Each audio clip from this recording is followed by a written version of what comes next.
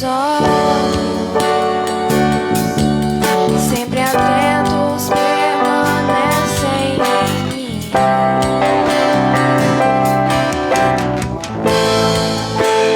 E os teus ouvidos estão sensíveis para ouvir meu clamor. Posso até chorar, mas a alegria vem de manhã.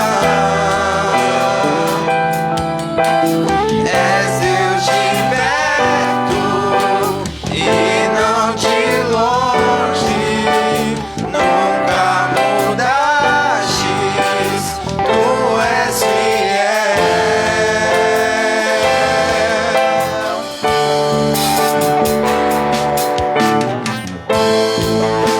Sei que os teus olhos, sempre atentos, permanecem em mim.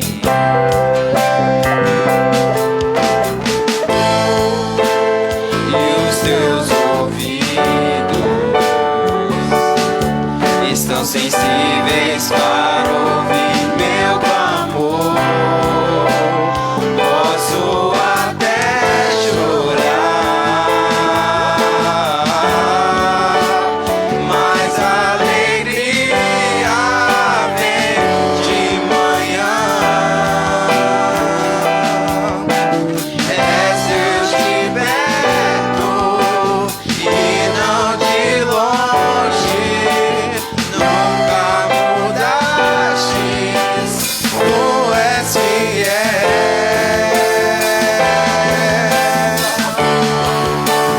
Deus de aliança, Deus de promessas, Deus que não é homem pra mentir. Tudo pode passar, tudo pode mudar, mas tua palavra vai se cumprir. Ó, sempre para o que for, eu sei quem luta por mim. Seus planos não podem ser frustrados.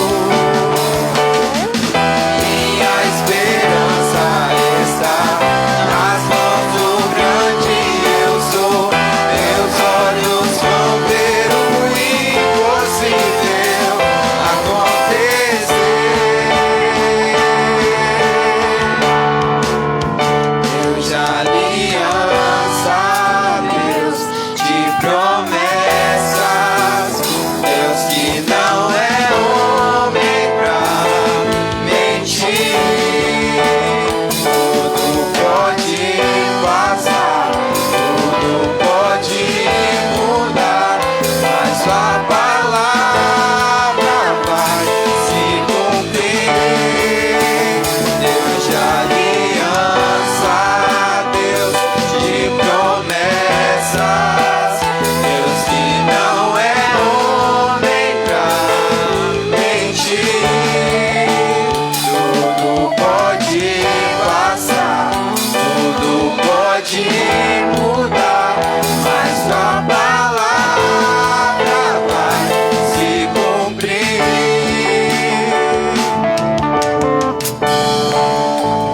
Peço tia Zilani que esteja nos levando Deus em oração. Pai amado, nós te louvamos, ó Pai, estamos na tua casa. Obrigado, Senhor, por esse privilégio, Pai, de estarmos aqui. Obrigado, ó Pai, pelo pão de cada dia. Obrigado, ó Pai, pelo ar que respiramos, Jesus. Ó Pai, em nome de Jesus, que o Senhor possa, ó Pai, estar nos cobrindo com a tua mão poderosa. Que nós possamos, ó Pai, ter compromisso com a tua palavra. Ó Pai, muito obrigado, porque sabemos que até aqui o Senhor tem zelado das nossas vidas, o Senhor tem cuidado das nossas vidas, ó Pai. E muitas vezes, ó Pai, nós somos ingratos ao Senhor. Que nós possamos, ó Pai, estar firmes nos teus caminhos. Agradecido por tudo aquilo que o Senhor tem feito em nossas vidas. Obrigado, ó Pai, pelos louvores que foram cantados. Que nós possamos, ó Pai amado, estar com os nossos corações, ó Pai, abertos, agradecidos por tudo aquilo que o Senhor tem feito em nossas vidas. Amém. Ó Pai, abre as nossas mentes e os nossos corações para ouvir a Tua palavra. E não somente ouvir, mas colocá-las em prática em nossas vidas, ó Pai. Tudo isso nós te louvamos, agradecido por mais um dia na Tua presença, em nome de Jesus. Amém. Amém.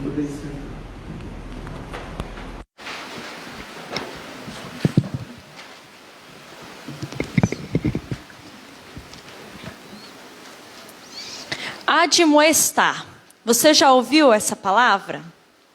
Qual seria o significado de admoestação? O que isso poderia significar e que sentido essa palavra traz para as nossas vidas?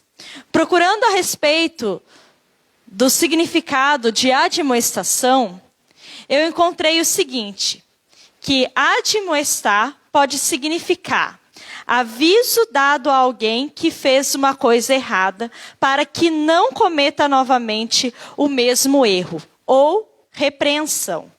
Certa vez, o rei Davi, ele foi admoestado pelo profeta Natã. E nós vamos ver um pouquinho disso hoje, ao lermos 2 Samuel, capítulo 12, dos versos 1 ao 14.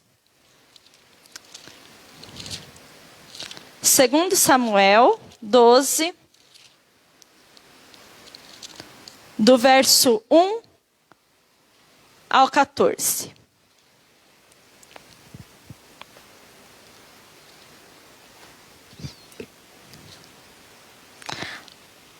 Assim diz a palavra do nosso Deus.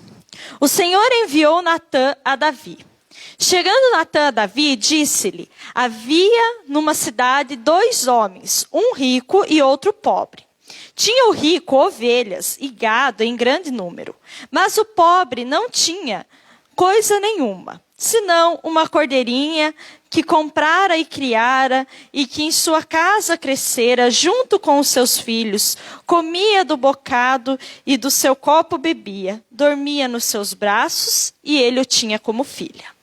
Vindo um viajante ao homem rico, não quis este tomar as suas ovelhas e do gado para dar de comer ao viajante que viera a ele, mas tomou a cordeirinha do homem pobre e a preparou para o homem que lhe havia chegado. Então o furor de Davi se acendeu de sobremaneira contra aquele homem e disse a Natã: tão certo como vive o Senhor, o homem que fez isso deve ser morto.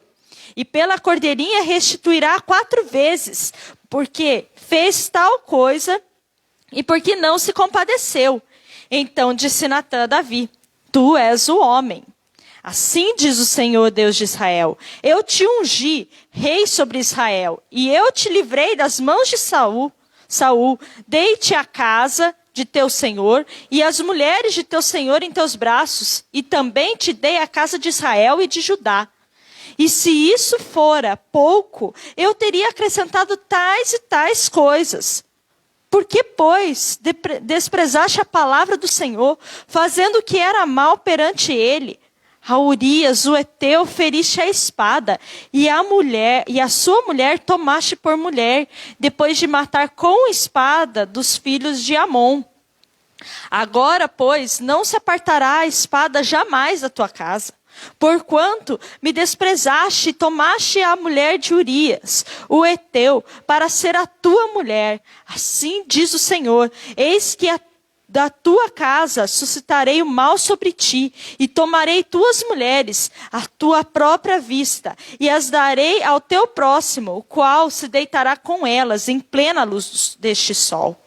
Porque tu fizeste em oculto, mas eu farei isso perante todo Israel e perante o sol. Então disse Davi a Natã: pequei contra o Senhor. Disse Natã a Davi: também o Senhor te perdoou o pecado, não morrerás. Mas posto que com isto deste motivo para que blasfemassem os inimigos do Senhor, também o filho que te nasceu morrerá. Então Natã foi para a sua casa. Meus irmãos, nessa passagem nós podemos ver Natã, o profeta Natã, indo até o rei Davi para lhe fazer uma admoestação, para lhe fazer um alerta, para lhe dar uma repreensão. E ele estava ali através daquilo que nós chamamos de a parábola do Antigo Testamento, que é essa história que ele conta para ilustrar de uma forma o pecado de Davi com Batseba, o adultério de Davi com Batseba. Ele usa ali aquela pequena história a respeito da cordeira para admoestar Davi. E algo que me chama a atenção nessa passagem é que o rei Davi, ele não percebe que ele estava sendo repreendido por Natã. Ele não percebe que aquela historinha que o Natã estava contando para ele ali no início, a respeito da cordeirinha, na verdade era uma ilustração daquilo que ele tinha feito. E o que chama a atenção a nós esse texto, meus irmãos, é o versículo 5, que diz a respeito da atitude do rei Davi. Olha só o que diz: então o furor se acendeu sobremaneira, de Davi se acendeu sobremaneira contra aquele homem, e disse a Natã: tão certo como vive o Senhor, o homem que fez isso deve ser morto. E qual não é a surpresa de Davi, quando no verso 7, Natã responde: tu és este homem. E aí ele percebe que aquela história era uma ilustração, do que ele havia feito. Ele havia pegado a mulher daquele homem. Ele tinha tudo no palácio, mas ele foi buscar o quê? A mulher de Urias, E ele pecou, ele adulterou. E essa atitude de Davi me faz refletir sobre quantas vezes nós também somos como Davi. Quando a gente não percebe que está sendo admoestado ou que está sendo repreendido pelo nosso pecado, quando vemos alguém sofrendo repreensão por algum pecado, muitas vezes, quando é os outros recebendo essa repreensão, quando é os outros que pecam, a gente fica: puxa vida, isso mesmo, tem que repreender, tem que disciplinar, tem que fazer, tem que acontecer. Mas quando nós percebemos os erros em nós, aí nós clamamos por misericórdia, não é mesmo? Aí nós não queremos a repreensão, nós queremos misericórdia quando nós erramos, mas quando é o outro nós queremos apontar, nós queremos falar, nós queremos que seja repreendido. E assim foi também com Davi.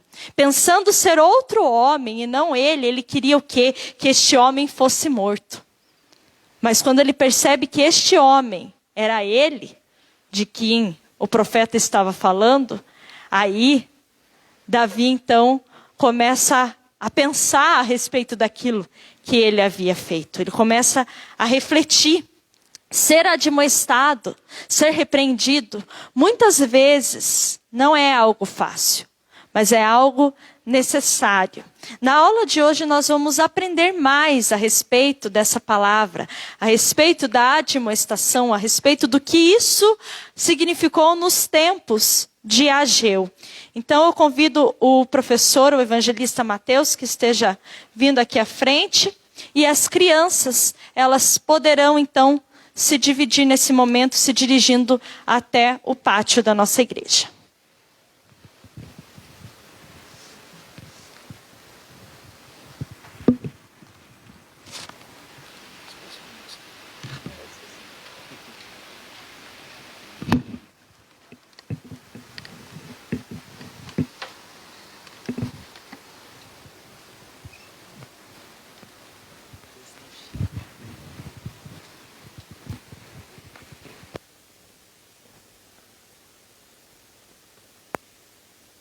Som. Bom dia, meus irmãos. Graça e paz. Amém. Convido os amados a estarem abrindo a palavra do Senhor no livro do profeta menor Ageu. A nossa série de estudos nesse mês de novembro se concentra na exposição deste livro. Livro do profeta Ageu, e o texto da nossa exposição nesta manhã se encontra no capítulo 2, do versículo 10 até o versículo de número 19. Mas antes de nós lermos o texto da nossa exposição nesta manhã, é importante que nós venhamos relembrar do que já foi passado nas últimas aulas. Eu prometo aos irmãos que eu vou ser o mais breve possível, porque na última aula a gente acabou ficando um pouco preso nesse quesito e o tempo passou e quando a gente foi ver já era 10h30 e os irmãos não podem ficar muito tempo com o uso de máscaras, inclusive até uma orientação.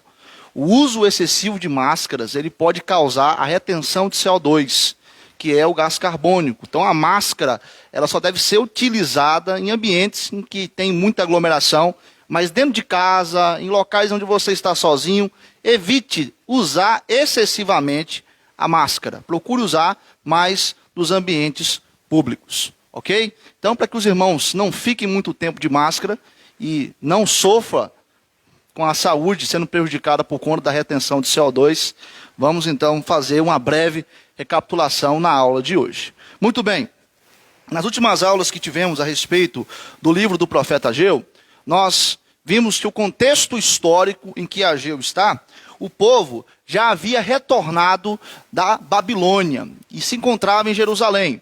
No ano 539, esse povo saiu da Babilônia e foi para Jerusalém. E estando em Jerusalém, esse povo tem o objetivo de reconstruir o templo que estava em ruínas. E esse povo começa a reconstruir o templo, lança os seus alicerces. Mas, no ano 538, ocorre a paralisação dessa obra. Por quê? Pelo fato de que os samaritanos se levantaram como oposição ao povo de Judá, escreveram cartas para o rei Artaxerxes, e ao escrever essas cartas ao rei Artaxerxes, eles falaram que os judeus estavam querendo levantar uma conspiração contra a Pérsia. Aí o rei Artaxerxes emite um decreto dizendo que a obra deveria ser paralisada. Durante 18 anos, a obra fica parada e o povo se torna um povo egocêntrico, se torna um povo apático em relação à sua espiritualidade, um povo voltado ao materialismo. Mas no ano 520, Deus levanta o profeta Ageu. E ao levantar o profeta Ageu, Deus usa esse profeta para trazer uma primeira mensagem. E aí no versículo 1 do capítulo 1, nós vemos que no dia 1º de setembro do ano 520, no segundo ano do rei Dario, rei da Pérsia, Ageu, ele é usado pelo Senhor para trazer uma primeira mensagem, que é uma mensagem de exortação. E na nossa primeira aula, o tema desse texto que a gente trabalhou foi "É tempo de reconstruir". E sendo tempo de reconstruir, esse povo deveria priorizar o Senhor. Como também esse povo acabou tendo discernimento de que as consequências drásticas que estavam acontecendo em Jerusalém, a colheita que não estava indo bem, a vida espiritual e econômica daquele povo, infelizmente estava indo de mal a pior por conta de consequências da insensatez daquele povo. E Deus então vai estar incentivando aquele povo a reiniciar a reconstrução do templo. Do versículo 12 até o versículo de número 15, nós temos a reação do povo. O povo, ele reage se arrependendo dos seus pecados.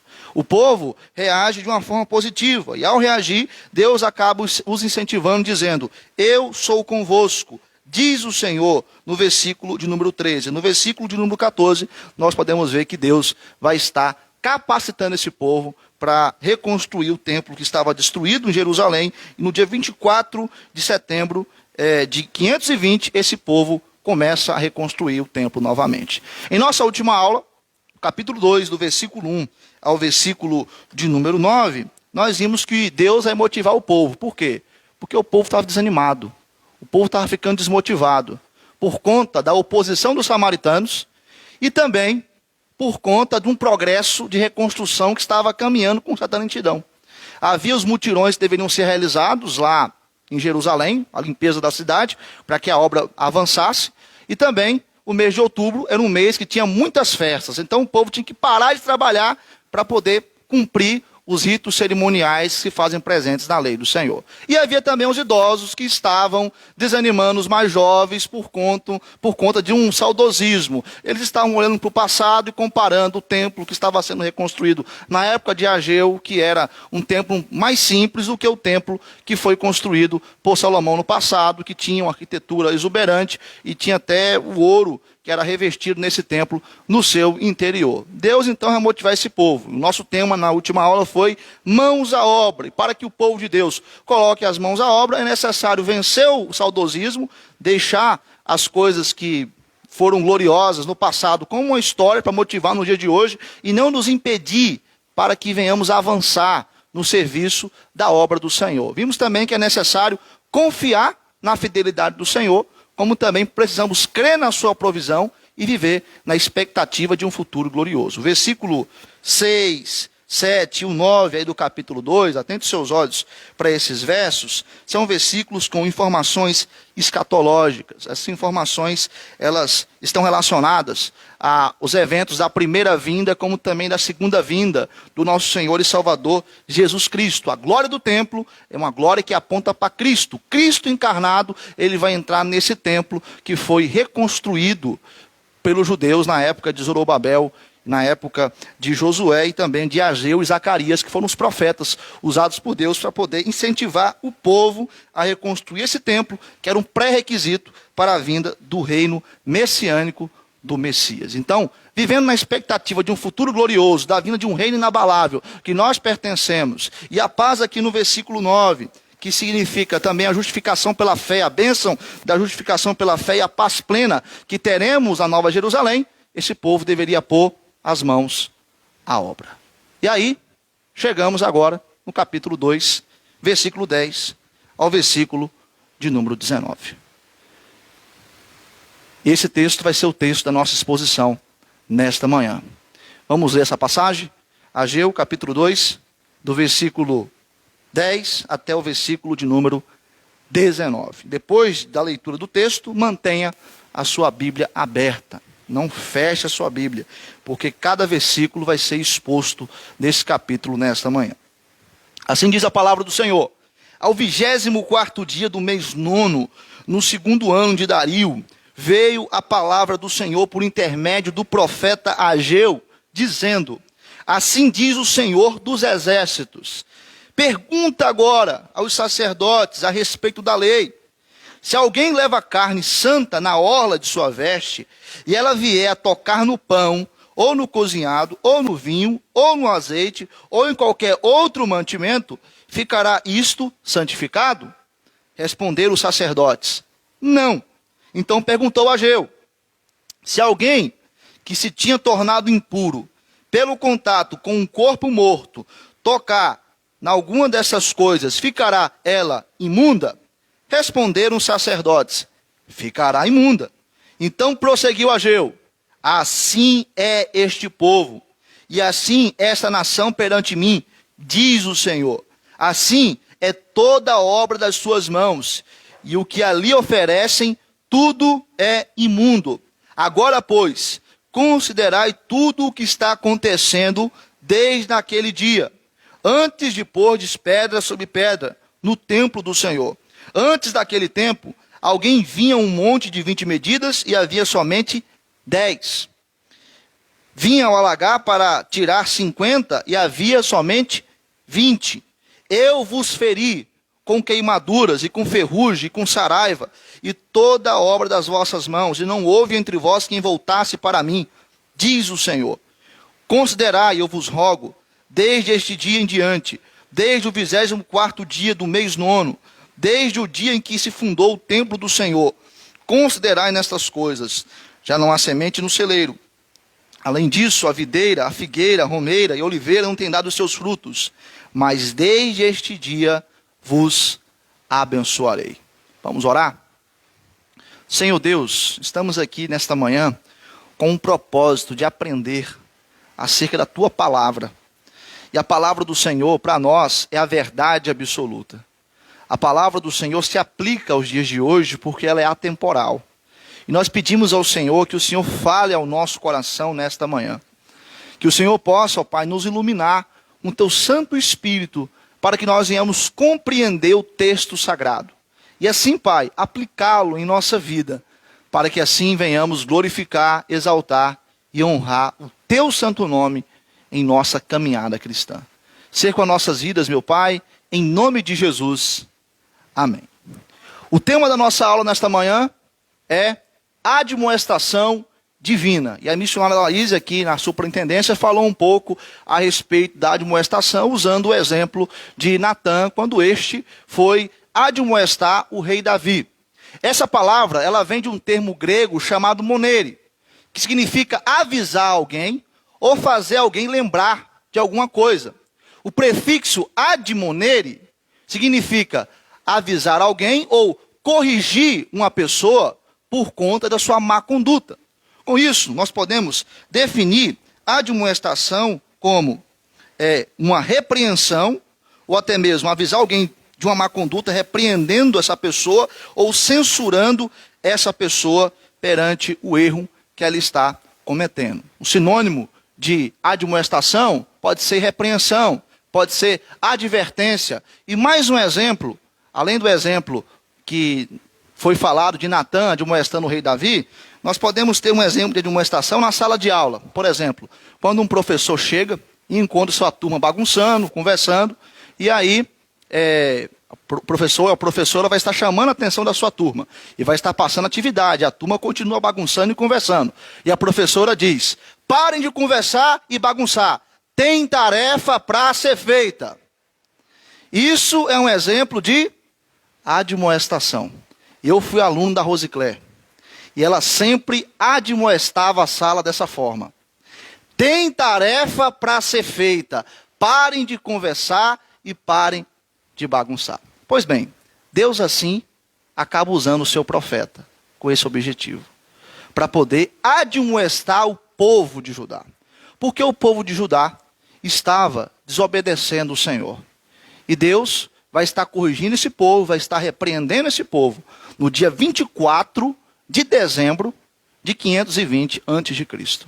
2 meses depois que Ageu trouxe uma mensagem, quando esse povo estava reunido no último dia da festa dos tabernáculos, esse povo vai ser repreendido pelo Senhor depois de ser motivado a estar seguindo em frente com a reconstrução do templo. É interessante que algumas semanas anteriores de Ageu trazer essa mensagem, que é a sua penúltima mensagem para o povo de Judá, Zacarias começa seu ministério. Olha só o que está escrito lá em Zacarias capítulo 1, a primeira mensagem de Zacarias. Zacarias capítulo 1, do versículo 3 até o versículo 6. Eu peço que o Wagner esteja lendo para a gente essa passagem. Portanto, diz-lhes, assim diz o Senhor dos Exércitos, tornai-vos para mim, diz o Senhor dos Exércitos, e eu me tornarei para vós outros, diz o Senhor dos Exércitos. Não sejais como vossos pais, a quem clamavam os primeiros profetas, dizendo, assim diz o Senhor dos Exércitos, convertei-vos agora dos vossos maus caminhos e das vossas más obras. Mas não ouviram, nem me atenderam, diz o Senhor. Vossos pais, onde estão eles? E os profetas, acaso vivem para sempre? Contudo, as minhas palavras e os meus estatutos que eu prescrevi aos profetas, meus servos, não alcançaram a vossos pais? Sim, estes se arrependeram e disseram, como o Senhor dos Exércitos fez tensão de nos tratar segundo os nossos caminhos e segundo as nossas obras, assim ele nos fez. Algumas semanas antes da mensagem de Ageu, no dia 24 de dezembro, Zacarias vai trazer essa mensagem, no mês de novembro. E nós podemos perceber uma harmonia ministerial entre Zacarias e Ageu. Os dois estão sendo instrumentalizados por Deus para trazer uma mensagem cujo propósito é levar o povo ao arrependimento das suas mazelas e dos seus erros, com o propósito desse povo se voltar para o Senhor. A mensagem de Zacarias também, ela tem uma natureza de uma mensagem exortativa, de uma mensagem de admoestação. Mas agora, nós iremos nos concentrar na exposição desse texto, que é a admoestação divina para com o povo de Judá. E a primeira coisa que Deus faz ao admoestar o seu povo, está aí no versículo de número 11, até o versículo de número 14. Deus, ele confronta o povo de Judá. Então Deus, admoestando o povo de Judá, ele vai estar confrontando o povo. No versículo 10, nós já falamos a respeito da data dessa mensagem, dia 24 de dezembro de 520. Assim Ageu vai ser usado pelo Senhor dos Exércitos, o Deus que tem um controle sobre todas as coisas. Esse Deus vai estar instrumentalizando o profeta. O profeta é o mordomo que vai trazer a mensagem divina. Ele é o canal de transmissão do Senhor. E com isso, o profeta, ele vai utilizar a lei do Senhor para poder passar um exemplo. E depois vai estar confrontando o povo com esse exemplo. Olha o que é dito aí no versículo de número 11. Assim diz o Senhor dos Exércitos: pergunta agora aos sacerdotes a respeito da lei. Então, Deus dá uma ordem a Ageu. E essa ordem é: pergunta aos sacerdotes a respeito da lei. E por que os sacerdotes? Porque os sacerdotes, eles eram os professores da lei. Os sacerdotes, eles eram especialistas em interpretar a lei. Se alguém em Judá ou em Israel tivesse dúvida acerca da lei mosaica, tinha que procurar um sacerdote, e o sacerdote iria esclarecer tal questão para um determinado indivíduo. E os sacerdotes ganham um caso aqui para poder interpretar. Eles ganham um caso para poder interpretar, eles são chamados para uma discussão aberta com Ageu acerca de uma questão de culto. E são feitas duas perguntas, no versículo 12 e aqui no versículo 13.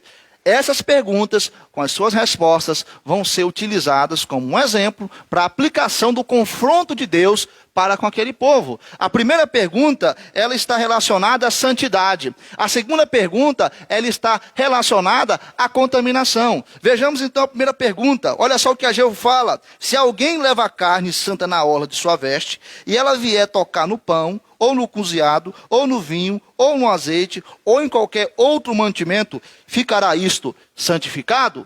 Qual a resposta dos sacerdotes? Não. Para nós entendermos isso aqui, nós temos que recorrer à lei do Senhor. E entender o seguinte: que o animal que era separado para ser sacrificado, a carne daquele animal era santa. Ou seja, era separada exclusivamente para o Senhor. Vejamos aí Levítico, capítulo 6, versículo de número 25. Então, a carne que era separada para o sacrifício, a carne do animal que era separada para o sacrifício, era uma carne santa. Olha o que diz aí o texto, Levítico capítulo 6, versículo de número 25. Fala a Arão e a seus filhos, dizendo: esta é a lei da oferta pelo pecado. No lugar onde se imola o holocausto, se imolará a oferta pelo pecado perante o Senhor. Coisa santíssima é. Então, coisa santíssima é o animal que vai ser utilizado para poder ser sacrificado. Mas, acontece que quando o animal era colocado para ser sacrificado, sobrava algumas carnes. E eram porções santas, porque a carne é santa. E essas carnes pertenciam quem? Aos sacerdotes. Então o sacerdote pegava a carne e ele deveria ter todo o cuidado para conduzir ao local aonde ele ia se alimentar, da forma com a qual ele ia se alimentar. E se sobrasse o resto do resto, e passasse 3 dias, essa carne deveria ser queimada. Nós temos essas informações todas lá em Levítico 6, versículo 8, até o capítulo 7, versículo 38. Chegando em casa, os irmãos vão ter a oportunidade de analisar todo esse texto que faz referência à questão da lei cerimonial no Antigo Testamento. Então, a carne santa ficava com o sacerdote que ia usufruir dessa carne. Além da carne santa, o sacerdote, ele tinha uma veste santa. E nessa veste, ele transportava as porções santas, que é a carne santa, que pertencia a ele, que sobrou do sacrifício. Aí Ageu pergunta, se essa carne ou essa veste tem contato com outros objetos, esses objetos vão ser santificados? Os sacerdotes respondem, não. Olha aí o versículo 27 do capítulo 6 de Levítico, e depois o capítulo 7, versículo 19. Levítico 6, 27, depois Levítico 7, versículo 19. Tudo que tocar a carne da oferta será santo. Se aspergir alguém do seu sangue sobre a sua veste, lavarás aquilo sobre que caiu no lugar santo. Agora o versículo 19. A carne que tocar alguma coisa imunda não se comerá, será queimada. Qualquer que estiver limpo comerá a carne do sacrifício. O sentido aí que tudo que a carne tocar será santa, no sentido de que aonde a carne estivesse, deveria ser algo santificado. No caso, era a veste. Mas se essa carne tivesse contato com alguma outra coisa, não haveria transmissão de santidade. O objeto ou pessoa não seria santificado. Assim também a veste santa, se tocasse alguma outra coisa, não teria transmissão de santidade. E aí, se essa carne tivesse contato com algo imundo, é o que diz o texto, essa carne deveria ser queimada. Se houvesse transmissão de santidade, se houvesse como santificar algo imundo, a carne ia ser queimada. Automaticamente aquilo que é imundo ia ser santificado. Então a lição aqui, no versículo 12, da pergunta e da resposta dos sacerdotes é que santidade não pode ser transmitida de um objeto para o outro ou de uma pessoa para outra. Não há como transmitir santidade, de forma alguma. Assim como não há como um corpo saudável transmitir saúde para uma pessoa que está enferma. Ah, eu vou lá na casa da nossa irmã Edivânia, e nós temos que orar por ela porque ela está sofrendo com a Covid. Eu vou lá transmitir a saúde do meu corpo para ela. O que vai acontecer comigo? Hein?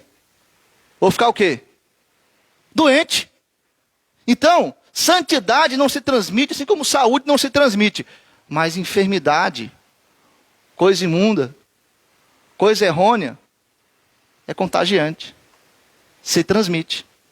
E é com isso que a gente pode entender o versículo 13. Olha a pergunta de Ageu. Então perguntou Ageu, se alguém que se tinha tornado impuro, pelo contato com um corpo morto, tocar em alguma dessas coisas, ficará ela imunda?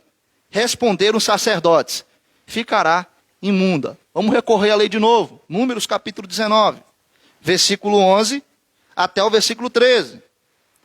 Olha só o que é dito. Números 19, versículo 11 ao 13. Aquele que tocar em algum morto, cadáver de algum homem, imundo será 7 dias. Ao terceiro dia e ao sétimo dia se purificará com esta água e será limpo. Mas se ao terceiro dia e ao sétimo não se purificar, não será limpo. Todo aquele que tocar em algum morto, cadáver de algum homem, e não se purificar, contamina o tabernáculo do Senhor. Essa pessoa será eliminada de Israel, porque a água purificadora não foi aspergida sobre ele. Imundo será, está nele ainda a sua imundícia. Então olha só, a pessoa teve contato com o cadáver, ela ficou imunda.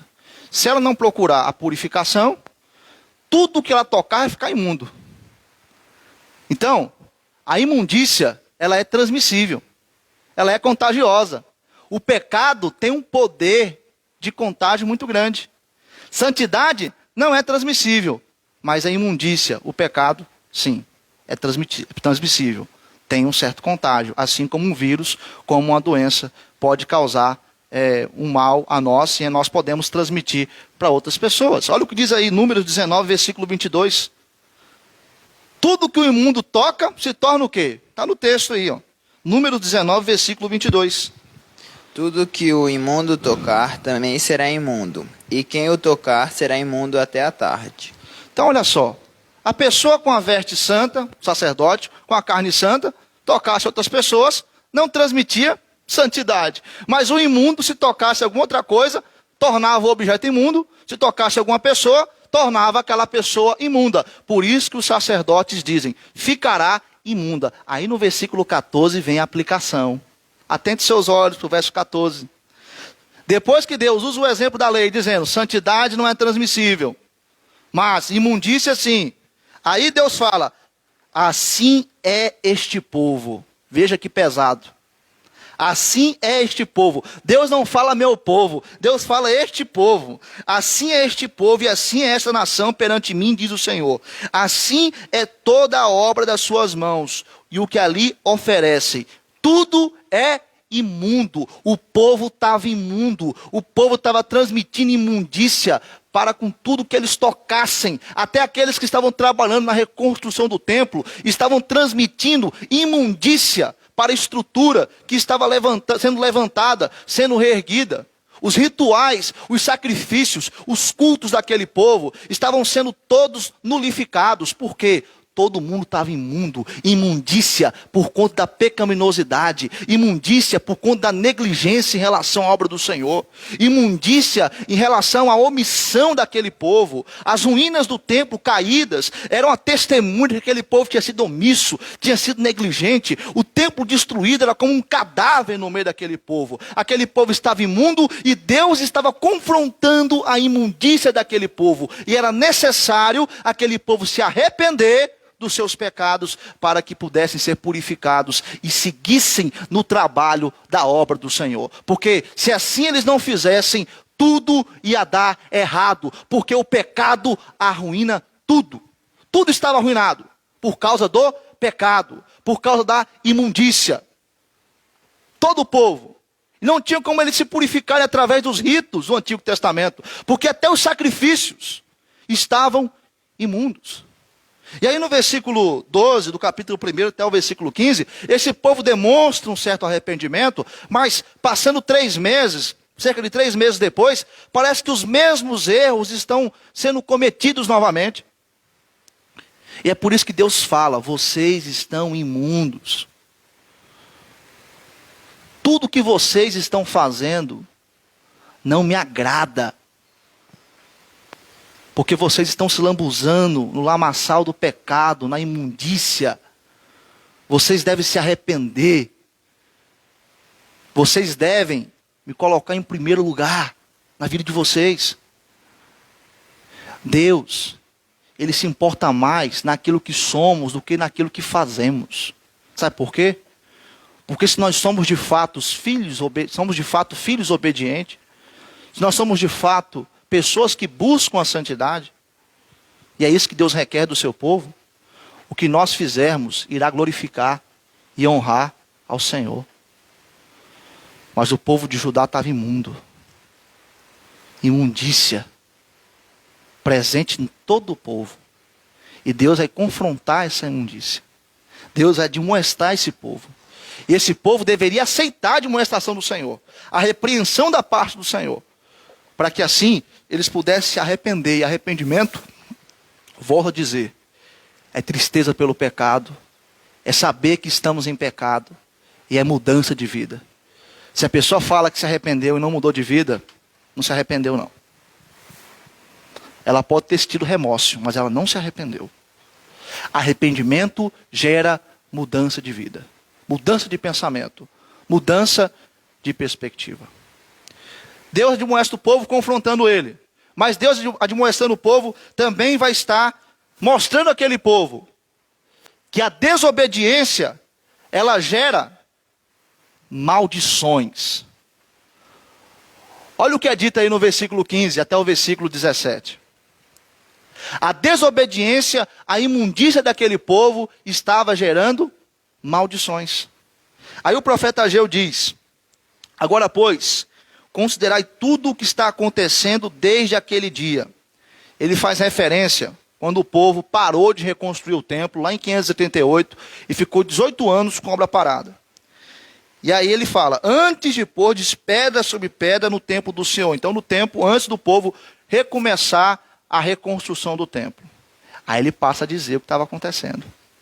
Olha aí o versículo 16 e o versículo 17. Antes daquele tempo, alguém vinha a um monte de 20 medidas, e aqui está se referindo ao trigo, a produção de trigo, e havia somente 10. Prejuízo de 50% na produção de trigo. Nosso irmão presbítero Orlins é agrônomo. Imagine, meu irmão, prejuízo de 50% da soja produzida em Guiratinga. O que ia ser? A situação do povo lá em Judá. Prossegue a maldição aqui da desobediência. Vinham alagar, produção de uvas, vinho, para tirar 50. E havia somente 20. Prejuízo de 60% da produção de uva e do vinho poderia ser feito. Tudo isso era o povo colhendo o que eles plantaram. Eles plantaram desobediência e eles estavam colhendo o quê? Maldição, disciplina da parte do Senhor. Deus estava disciplinando o seu povo. E agora Ageu fala: olha, que vocês possam pensar no passado, no que aconteceu. Vocês ainda querem continuar desobedecendo o Senhor? Se vocês continuarem desobedecendo a Deus, consequências drásticas vão acontecer.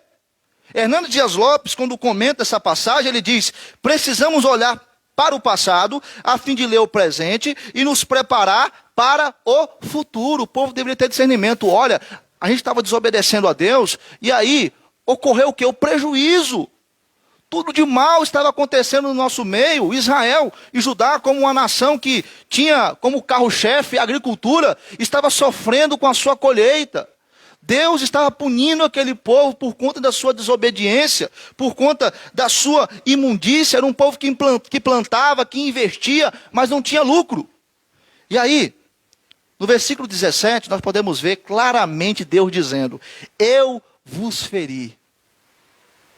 Não é ação de uma natureza caprichosa, uma reação natural, é a ação de Deus, usando os desastres naturais para poder disciplinar o seu povo. Desobediência gera maldição. E muitas vezes nós queremos pagar para ver. A desobediência nos leva a experimentar o amargor da disciplina de Deus. Se a gente desobedece, consequência ruim terá em nossas vidas. O povo estava desobedecendo e Deus então vai estar punindo esse povo com queimadura, com ferrugem, com saraiva. Vai reter a chuva desse povo, vai deixar esse povo na seca. E não só isso, vai haver o quê? Pragas que vão acabar com a plantação daquele povo. E mesmo assim, o povo ainda não vai se arrepender. Porque Deus faz tudo isso com o objetivo de que o povo se arrependa. Leamos Deuteronômio capítulo 28, versículo 22. Deuteronômio capítulo 28, versículo 22.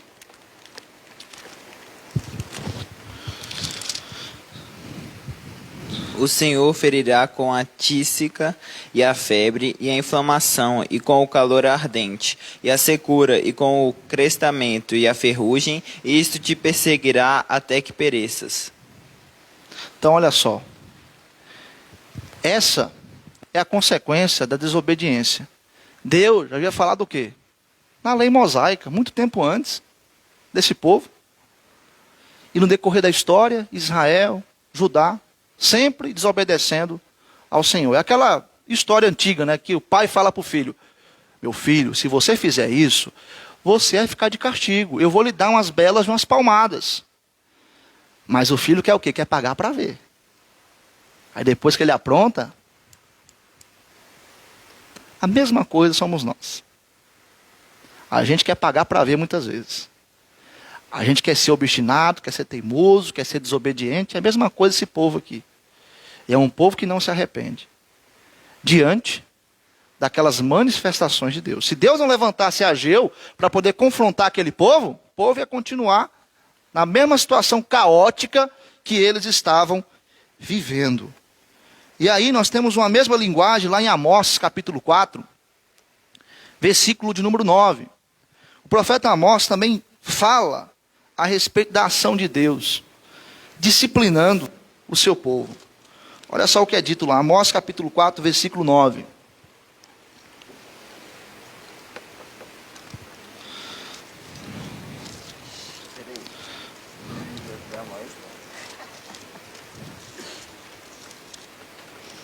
Está perto aí de Ageu, gente. Antes de Obadias. Amós o quê? Amós 4, 9. Feri-vos com o crestamento e a ferrugem, a multidão das vossas hortas, e das vossas vinhas, e das vossas figueiras, e das vossas oliveiras. Devorou-a o gafanhoto, contudo não vos convertestes a mim, disse o Senhor. Então olha só. No tempo de Amós, Deus havia falado isso a uma geração do povo de Israel. Mas como nem tudo debaixo do sol é novo, né? O povo volta novamente a pecar, a errar. E Deus novamente vai estar dizendo: ó, eu vos feri por conta do quê? Da sua desobediência. E nós temos que guardar esse princípio. Desobediência gera maldições, gera punição da parte do Senhor. Parece que Deus está repetindo o que ele havia falado no capítulo 1. No capítulo 1, o versículo 5, 6, do 9 ao 11, Deus já havia dito, olha, essas são as consequências da insensatez de vocês, dos pecados de vocês. E agora aqui no capítulo 2, Deus traz mais detalhes. E aí parece que está um pouco repetitivo, mas essa repetição é necessária. Porque se a gente não muda de vida, é necessário nós sermos repreendidos novamente, até que venhamos nos arrepender e assim venhamos mudar. E venhamos viver para honrar e agradar e glorificar o nosso Deus.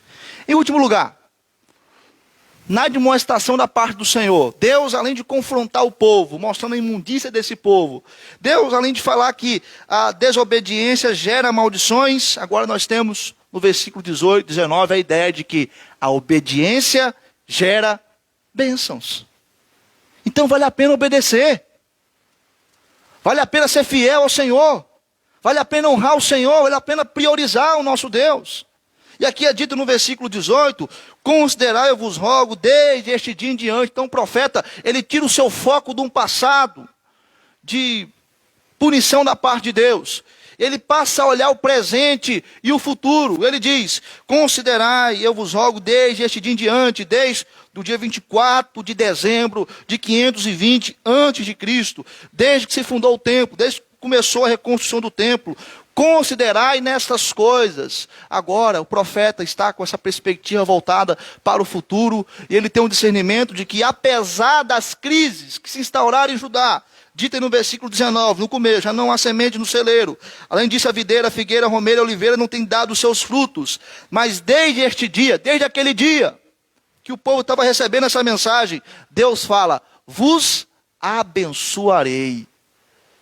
Então era só o povo se arrepender dos seus pecados e passar a obedecer ao Senhor, que Deus iria abençoar aquele povo. A colheita do ano seguinte seria diferente. Seria uma colheita farta, porque agora o povo ia mudar sua disposição, o povo ia passar a obedecer ao Senhor. Se a negligência fosse trocada pela obediência, isso iria gerar bênçãos no povo de Judá. E Ageu fala isso não como um agrônomo, ou como um técnico agrícola, ele fala como um profeta do Senhor, sendo usado pelo Senhor dos exércitos, mostrando àquele povo que vale a pena obedecer ao Senhor, que vale a pena honrar ao nosso Deus. Os campos poderiam produzir novamente. E o propósito de Deus aqui, meus irmãos, não é meramente abençoar materialmente o seu povo, mas é uma bênção espiritual, porque esse povo deveria se engajar na reconstrução do templo, porque o Messias já estava para vir.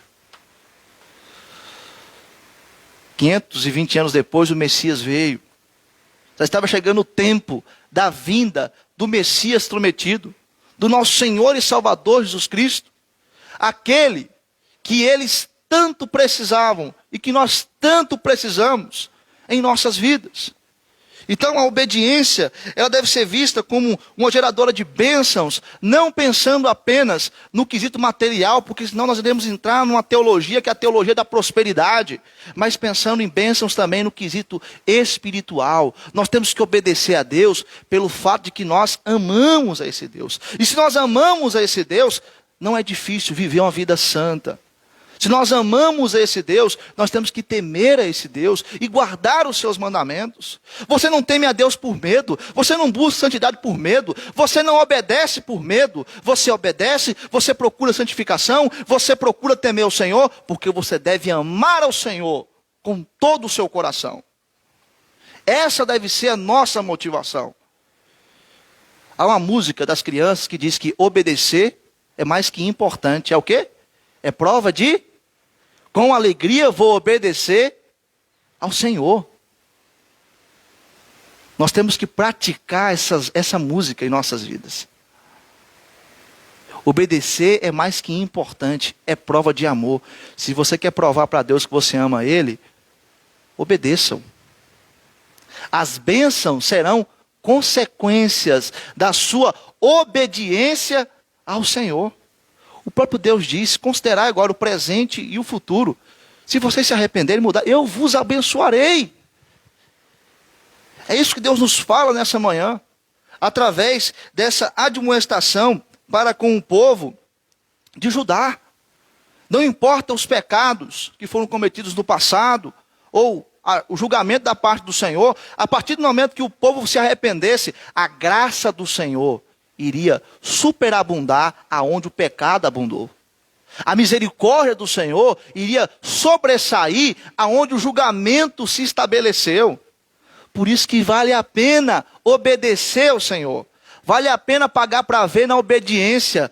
Porque quando pagamos para ver na obediência, as bênçãos são derramadas sobre as nossas vidas. Por isso, se nós queremos ser uma igreja abençoada, nós temos que ser uma igreja obediente ao Senhor.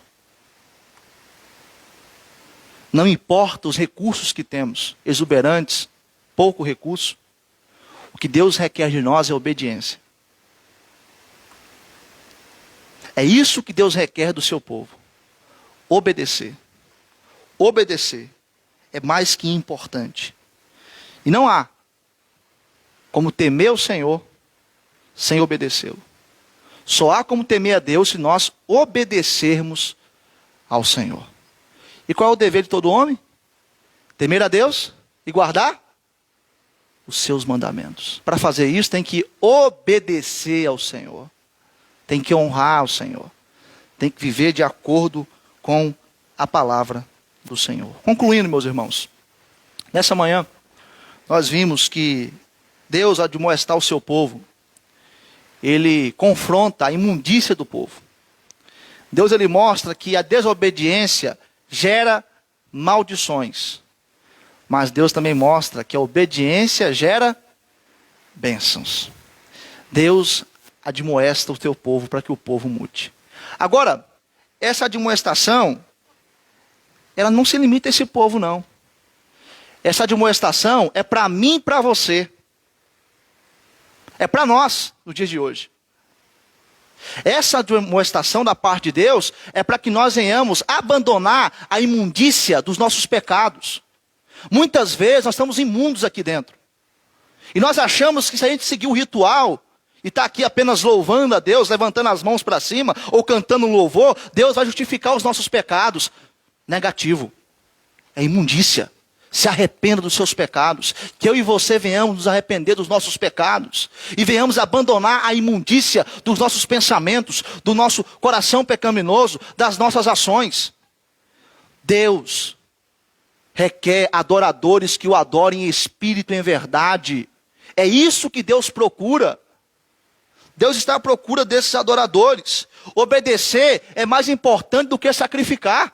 Aquele povo estava sacrificando no passado, vivendo os rituais, cultuando ao Senhor, mas tudo era nulificado porque estava imundo. Se você está imundo, se arrependa dos seus pecados. Porque o seu culto não está sendo aceito diante de Deus. Não está subindo com um aroma suave. Deus está o rejeitando. Por isso se arrependa, abandone suas mazelas, abandone os seus pecados. E procure glorificar o Senhor. Agora, se você insistir, maldições vão acontecer na sua vida. Tenha discernimento. Que se você obedecer a Deus, você será abençoado. Bênçãos virão sobre nós, se nós obedecermos ao Senhor. Que possamos seguir o exemplo de Cristo, que foi obediente até a morte, e morte de cruz. Por isso que essa admoestação é para mim e para você nesta manhã. Eu quero neste momento te convidar a fechar os seus olhos.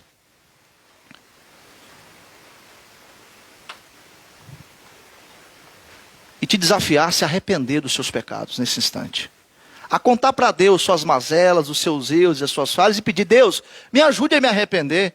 Me ajude a abandonar aquele pecado que pode até mesmo ser um hábito vicioso na minha vida. Me ajude a abandonar aquele pecado de estimação que eu tanto gosto. Me ajude a ter ódio por esse pecado, me ajuda a ter desgosto por esse pecado. Peça isso ao Senhor. Peça a Deus purificação na sua vida, para que você possa ser aceito diante de Deus, para que o seu culto suba ao Senhor com um aroma suave. Peça ao Senhor nesse instante, para que você seja uma pessoa obediente. Nós iremos passar nesse instante algum tempo de oração silenciosa, e depois eu vou quebrar o silêncio com uma oração audível. E após essa oração, o pastor tem a palavra para dar os avisos finais. Vamos orar.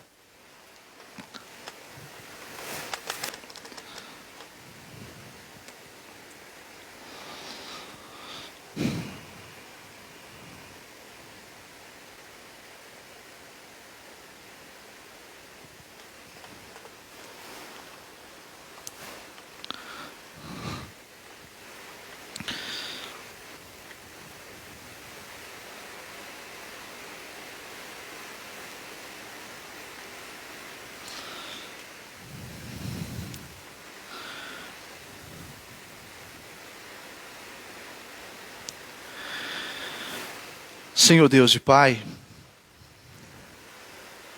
tenha misericórdia de nós, Senhor. Muitas vezes estamos imundos, ó Pai, por conta da nossa pecaminosidade. Mas o sangue de Jesus nos purifica e nos lava de todo o pecado. O Senhor é fiel e justo ao Senhor mesmo, ao nos purificar de toda injustiça, quando assim confessamos os nossos pecados. E assim podemos ter a certeza que o Senhor nos perdoa. Pai, nos faça uma igreja saudável. Não nos deixe, Senhor Deus, acharmos que os rituais, os momentos aqui de culto, são suficientes, ó Deus, para poder tentar justificar o pecado que ainda estamos cometendo. Nos ajude, ó Pai, a abandonar esses pecados. O Senhor requer obediência de nós. Nos faça uma igreja obediente ao Senhor. Quebre, ó Pai, essa teimosia em nosso coração e em nossa mente, que nos faz desobedecer ao Senhor. Nos quebrante, meu Pai, em nome de Jesus. Perdoa, Senhor Deus, os nossos pecados, nossas falhas. Nos faça, ó Deus, servos e servas do Senhor, que sejam parecidos com Cristo, que sejam servos atuantes na obra do Senhor, que obedeçam ao Senhor, assim como Cristo obedeceu até a morte, morte de cruz. Pai, em nome de Jesus, que o Senhor nos livre da hipocrisia, que o Senhor nos livre da insensatez, que o Senhor nos livre, ó Pai, de sermos crentes de duas identidades. Aqui na igreja, aparentamos ser santos, e fora, somos a pior pessoa que existe. Tenha misericórdia de nós, e nos faça, ó Deus, sermos coerentes com aquilo que somos, cristãos.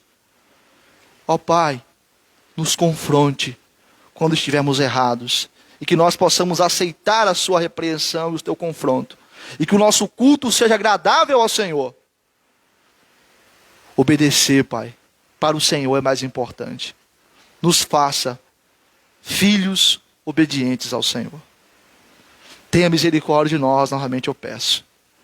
E derrame das tuas bênçãos sobre nós, derrame da tua graça sobre nós. Em nome de Jesus. Amém. O pastor tem a palavra para poder estar trazendo alguns avisos à igreja. Semana que vem, nós iremos encerrar essa série de estudos com os versículos restantes do capítulo 2 do livro do profeta Ageu. Graça e paz, amados. Amém? Bem, vou ser breve. Primeiramente, a gente quer informar a igreja que nesta manhã faleceu o irmão do presbítero Paulo Pereira, a dona Miriam, nossa irmã em Cristo, que morava em Rio Verde, Goiás.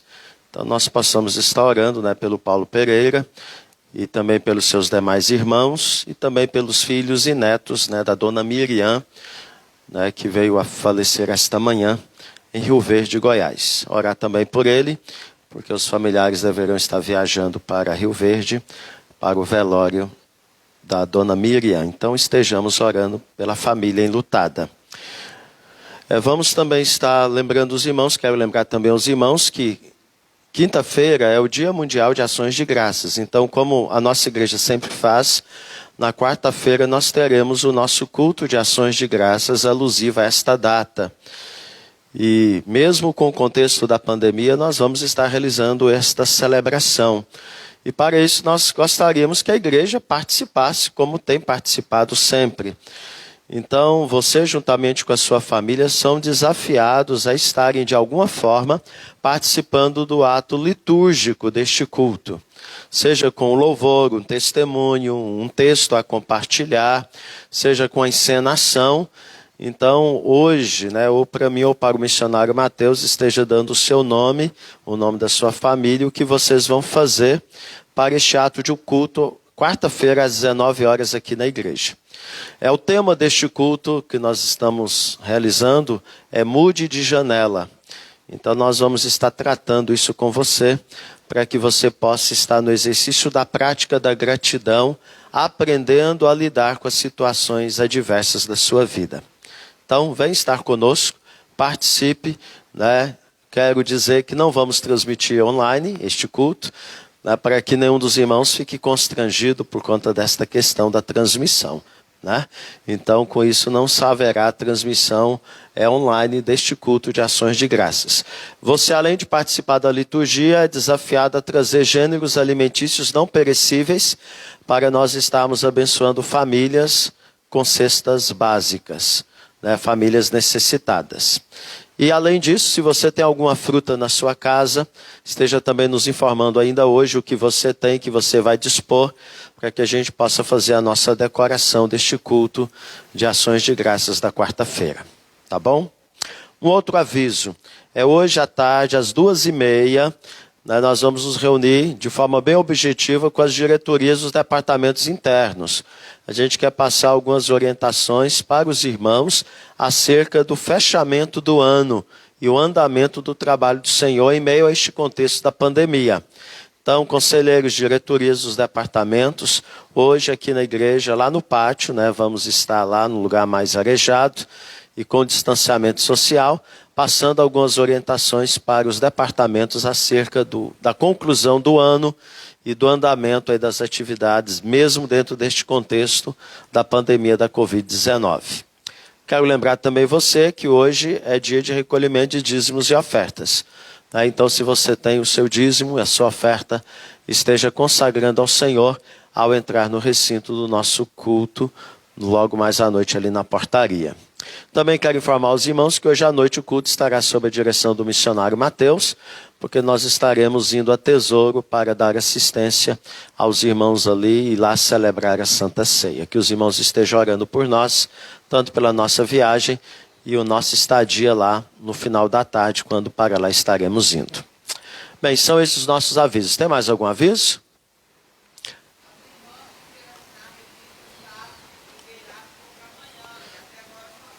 Então, irmãs que assinam a revista